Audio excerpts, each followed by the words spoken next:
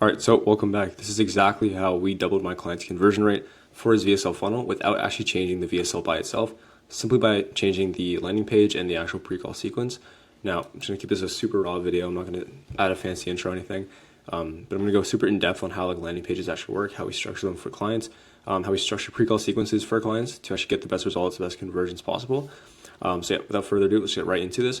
And yeah, let's begin. Before I just wanna start off, because I know your time is pretty valuable, right? I just want to make a promise to you that if you watch this entire video, take notes and give your full attention, then you'll learn exactly what goes into building high converting funnels and how to implement it yourself to scale your own info business, okay? You'll learn everything needed to know about funnels and landing pages and pre-call sequences in this video, okay? This is the one go-to spot for all those problems.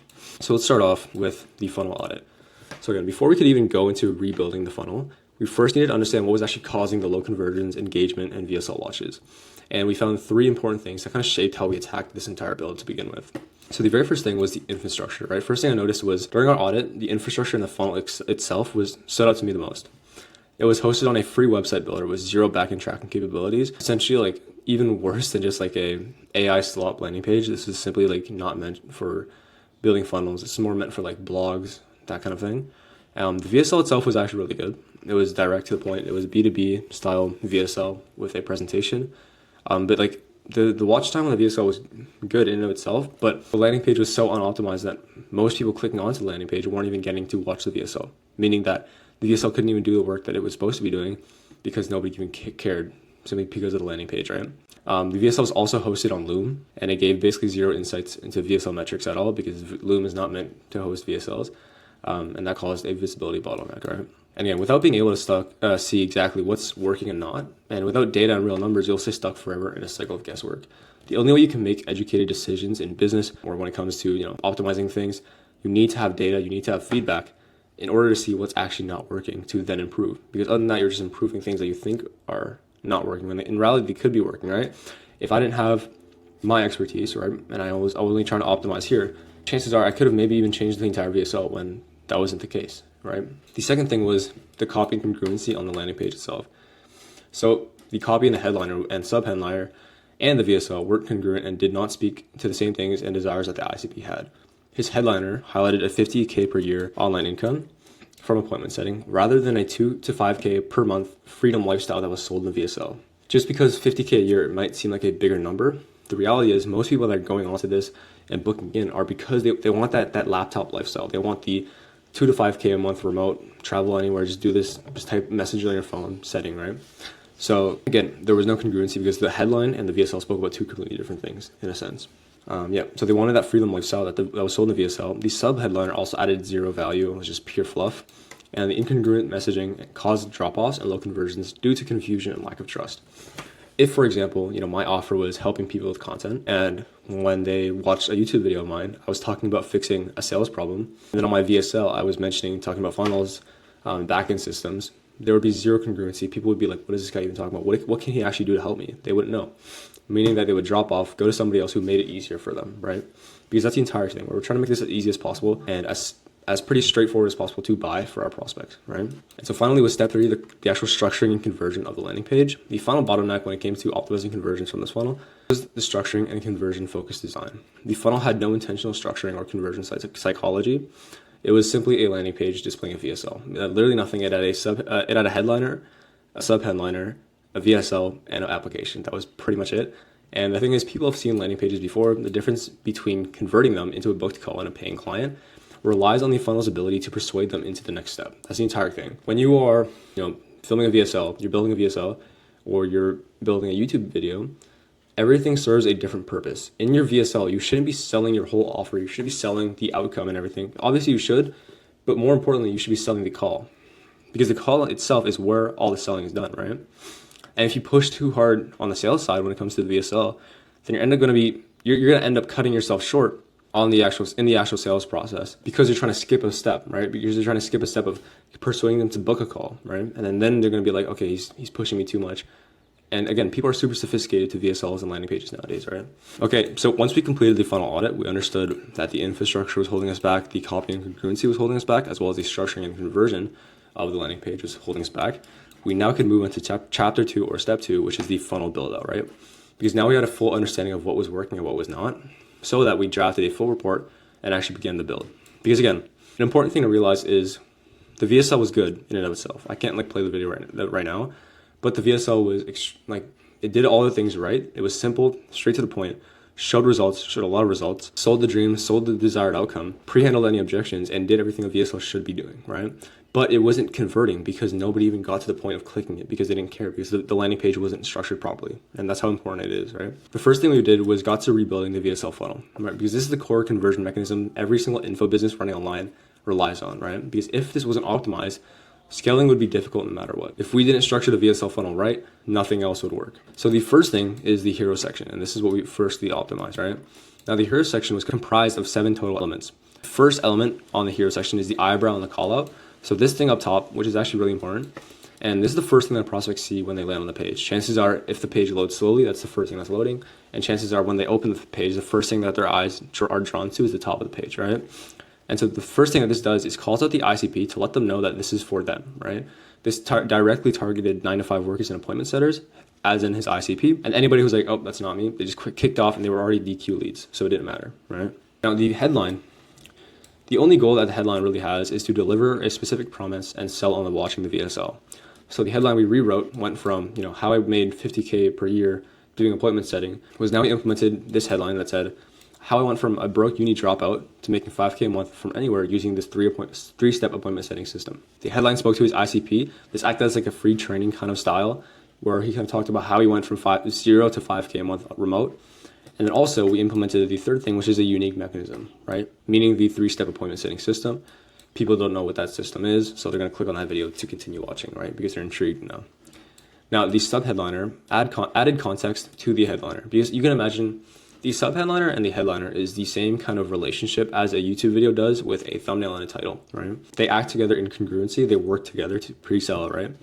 And so our sub-headliner went from, before it was just like, if I could remember, this was the sub-headliner before, just super clunky. Sign up for our program and we'll give you free resources and you can join other students. Like, you want to be selling people on the VSL, you want to be selling people on the actual call itself. You don't really want to be selling on free resources, right? Because then you're just creating split paths in their brain. They don't know what to actually go for, right?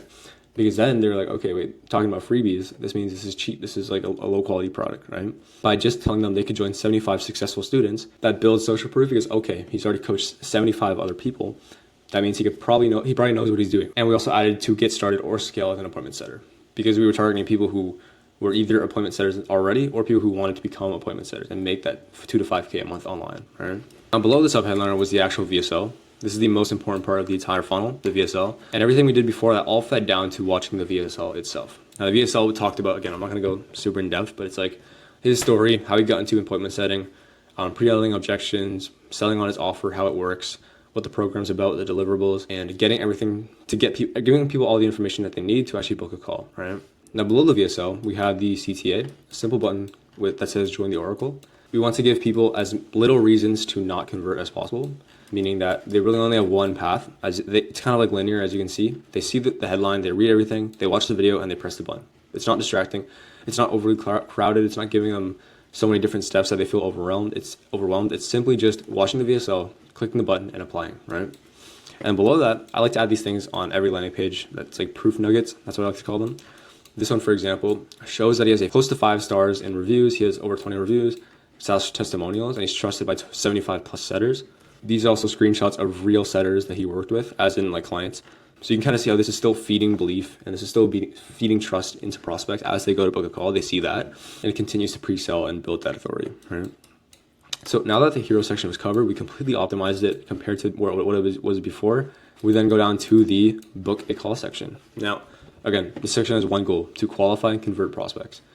This also can be a Calendly embed or a qualifying questions type form, but the whole goal is, again, you're asking questions, you're qualifying, and then you're booking people on calls, and it's embedded there so it's easy access, right?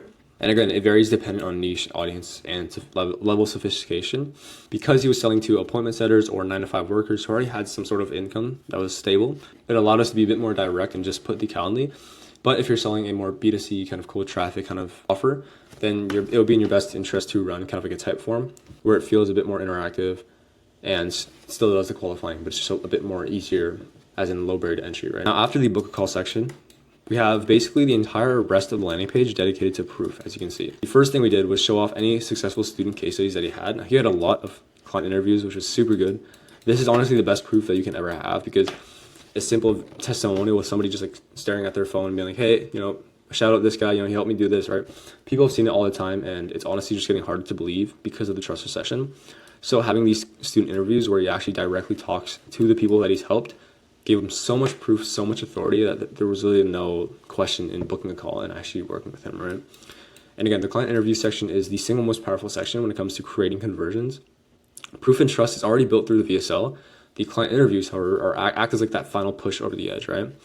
And yeah, again, like I said, client interviews are way better than fabricated testimonials where you give your clients like a prompt and then they just kind of talk to their phone by themselves, because you can directly fabricate it yourself on like an interview style video, right? And it's still applicable to, you can even use it as organic content because it's still engaging compared to just a testimonial, right? And it's also optimized for load time because of the simplicity and conversion, right? Now below that was, again, countless more wins inside the Oracle.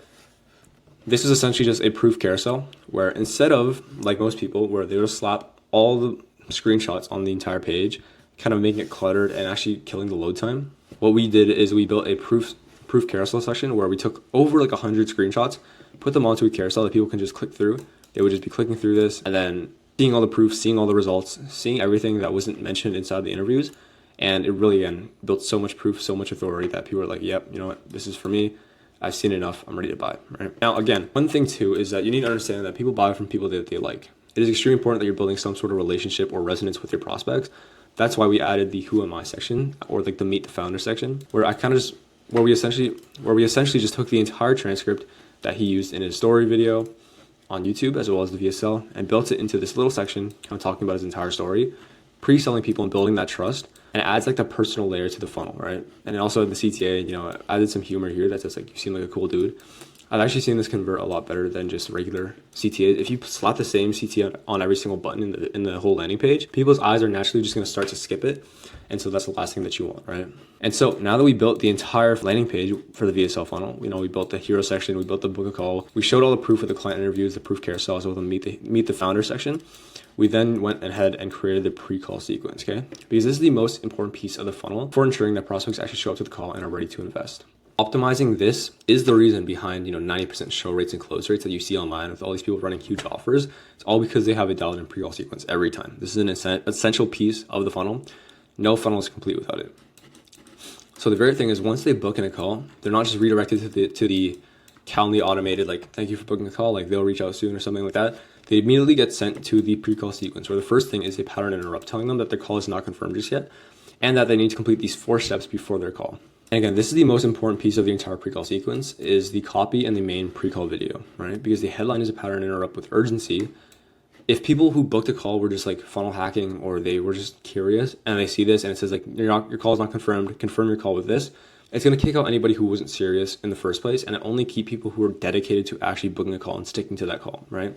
Meaning you're filtering out people as like a last layer of conversion and qualification, right? The subheadline also acts as context, meaning that they need, telling them that they need to watch all these resources or their call will be not confirmed, that kind of thing. Now, the main pre-call video basically reaffirms their decision, educates on the business model and its benefits, and runs them through his entire offer and gives them a simple CTA. What this video does is, firstly, it tells them like, hey, thank you for booking a call. I don't take it lightly. I appreciate it very much. And kind of lets them know this is the right decision that they made. Like, because again, people have so much buyer's remorse, even just booking a call nowadays. People don't like to give out info. People don't like to book calls. People don't like to speak to you, right? So having something to reaffirm their decision and let them know like, hey, you made a good decision, is going to build a lot of trust and resonance, right? And people are gonna be like, okay, you know what, it's actually a good decision. I'm gonna stick through this and actually see and hear him out, essentially, right? Now, below the pre-call sequence was the My Story plus messaging video, where it's a second step. It basically tells them how we got from broke uni student to making 5K a month online with appointment setting, and it builds onto aspirational positioning. People are starting to like him now, but not only that, people want to be like him. They almost idolize, in a sense, and that's not like the full right word, but people are starting to look up to him in that sense and want to be like him, meaning they're going to book a call to actually speak with him. This also kind of shows the cost of inaction, because in this video, it's kind of baked in that not taking action on this and not showing up to the call is actually more expensive in the long run than just booking that call and eventually working with him. Meaning that it builds urgency, because people are like, okay, shoot, I don't want to wait I don't want to wait any longer. I don't want to delay this further. People are already getting results in this program. It might be my turn now. I should book this call. I should see what it's about, right? And then finally below that, we have the FAQ/objection handling section. So essentially, this section pre-handles any common objections, ensuring easy closes. And the way we actually create this entire section is extremely easy and simple. Basically what we do is that we take the Fathom transcripts that the client has with all the sales calls, and we take all the objections, the common objections, the fears, the desires that everybody has, the common ones, and then we run that through Claude, and then Claude spits out the best FAQ sections to act as pre-handling objections, right? So people might have an objection already in mind, as in like, oh, but I don't think I have time for this. I'm in university. I don't think I have time because I'm gonna be studying all the time. That's why we then go ahead and pre-handle that objection, right? People are gonna see one question that actually resonates with them. They're gonna click on it. They're gonna read through it and see like, okay, this actually works for me. That actually makes sense. I'm gonna stick to this call. I'm gonna book onto it. And then when they do actually book on, and they're actually on the sales call with you, what you're gonna notice is that, and this is with all my clients, one thing that they all notice is that they have super easy closes because all these people are already pre-handled objections. They've already know your entire offer. They've already seen your entire offer. They already know your entire backstory, and all their objections have been pre-handled. What else is there to do on the sales call other than piff and onboard, essentially, right? That's why a lot of our clients and a lot of people in general kind of mention with these systems, it kind of acts just as an onboarding call. Most sales calls act as onboarding calls, and you don't need to run through an entire document with your offer. You don't need to pre-handle objections for 2 hours. It's really just a matter of collecting that payment and getting started, right? And then finally, step 4 was, again, just checking out more results, building more proof, because again, people might not watch every single video on the first page, on the landing page. So we just want to show them more results and get them every single thing that they need to finally build that belief, and as in like, okay, you know what, this is for me. I see how this could work with other people. I can do it too. Let's get on that call. And this is the entire system that gets people showing on calls. And on the back end, of course, we have automated emails getting sent out through Calendly. We have a setter reaching out, all these different things. But specifically for the funnel itself, having a pre-call sequence is essential for getting people to show up onto calls, right? Even though I have a pre-call sequence, everybody who's running up big offers right now, making a lot of money, getting high show rates and not bottlenecked by their show rate and close rate is because they have a strong pre-call sequence every single time. And so finally, let's just go over the before and after. So this is chapter 3. Before, it was looking like this, right? The headline had no congruency with the VSL. The subheadline was long, cluttered, and just didn't speak to the prospects at all. And the VSL was hosted on Loom, so we had no insights whatsoever. And then after, we had the call out calling out the entire ICP. We had the full headline rebuilt as well as the unique mechanism inside of it. We had a subheadliner feeding and adding context to the main headliner. And our VSL is now hosted on Vitalytics so that we can get insights on the data and the metrics of the VSL. That way, later on during the future, we know exactly what to optimize when it comes to actually building that VSL. We also had the CTA with the join the Oracle. We also had the proof nuggets as well baked into that. And then before, this was the pre-call sequence. It was completely unoptimized. It really just looked like an optional thing. It did not convert whatsoever. And then now our pre-call sequence was much more built out. We had a full system. We had a call out again. We had the headliner, the subheadliner, the different steps so that it felt linear. People were following these different steps, watching everything and wanting to make sure that their call was confirmed. And overall before, we went from having low conversion rates, slow loading speeds, non-congruent copy, also just an ugly, poor design, no backend tracking visibility, no metrics to the VSL, no pre-handling any objections, to after having higher conversion rates of around like 2 to 5% plus, having 2.3x faster loading speeds, congruent sales copy, premium designs, backend tracking systems, visibility in the actual VSL metrics, a pre-call sequence dialed in, and an increased show rate and close rate. All overall, just because we optimized the entire landing page with a VSL funnel and we optimized the pre-call sequence. And so with that being said, you now know the entire system that we used to basically double my client's conversion rate from his VSL. I just want to give you guys a final message, right? So again, you need to understand is that now you have the full blueprint to actually building a VSL funnel that converts. The structure, the copy psychology, and the strategy. But this is only one piece of the huge puzzle when it comes to building hyper profitable funnel ecosystems, right? So here's what I invite you to do next. What I want you to do is watch this video next, which breaks down the entire funnel ecosystem system that we use for our clients. This ties all these different systems, these funnels, all these different things into one video so that you can create one congruent system to scale your info business, right? And there you'll learn step by step what to do, how to do it. Everything you need is there. You don't need more redundant information. You need tactical strategies that you can implement today, okay? Now, before I end this video, I just want to say one more thing, and that is that the reality is this funnel and these systems may not even help you. As crazy as it sounds, but you don't actually know what you don't know, right? And this is a common thing that I see with a lot of clients. If you don't know exactly what's actually causing leaks in your lead flow and your conversion, then you'll never end up scaling no matter what video you watch. And so that's why I invite you to book in a free consultation with me and the team, This is the same consultation call that's helped Geo book 10 calls on autopilot every single week using our end of call roadmap. And just to kind of paint the picture, the consultation call is completely free, right? I'm not taking any of your money on these calls. I'm not charging you upfront for a call. At the end of the call, we're giving you a full personalized roadmap detailed specifically to you. And that is completely free as well. The only cost of this entire consultation is 30 to 45 minutes of your time. The worst case scenario is that you end this call, with a full roadmap on telling you exactly what to do to scale past your plateau in your coaching business. Okay. So again, I'm not trying to hard sell you, obviously. I hope you still got value from this video. And again, what I really want you guys to do is go ahead and watch this full funnel system breakdown. I'll leave it in the link description, and you'll learn the entire system to tie all this together. But either way, my goal is to see you scale. That's my entire goal. That's why I make these videos. Simply put, I just love doing what I do. So please, if you haven't already, go ahead and check that out. And again, if now's the time that you think is right to actually book a call to see if you can get outside help, we will build these full systems for you probably the first time. You can click the first link in the description. You can watch my VSL. It'll give you all the information that you need. And so I love you guys, and I'll see you later. Peace.